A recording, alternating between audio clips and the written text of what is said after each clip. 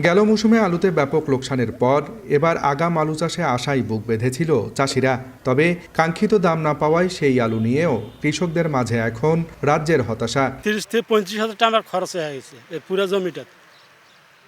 অত টাকায় তো আমাদের হবে না। ব্যাপারীরা ওরা জমির আসে না, আমরা নিজে তুলি, নিজে দিয়ে এসে আমার মন মতন টাকা দেয়। বাজার মূল্য কত তা আগাম আমরা জানতে পারি না। ঢাকা, চট্টগ্রাম, রাজ্যে আমরা বিভিন্ন জায়গায় সিলেট আলু নিচ্ছে না, আমাদের দেওয়ার মতো জায়গা নেই। গত মৌসুমের শুরুতে বিভাগের 116টি হিমাগারে আলু সংরক্ষণ করা হয়েছিল 11,10,000 মেট্রিক টন।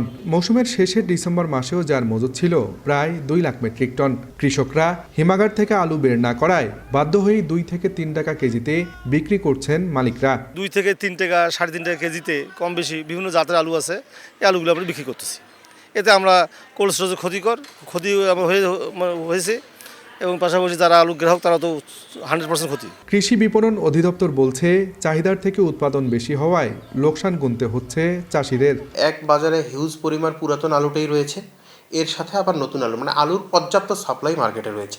এই সাপ্লাইটা নতুন এবং পুরাতন আলু মিলে আমার যে সাপ্লাইটা বেশি হওয়ার কারণে মার্কেটে একটু হচ্ছে প্রাইস ফল করছে। চলতি মৌসুমে রংপুর অঞ্চলে 1,06,000 হেক্টর জমিতেই আলুর উৎপাদন লক্ষ্যমাত্রা ধরা হয়েছে 20,25,000 মেট্রিক টন।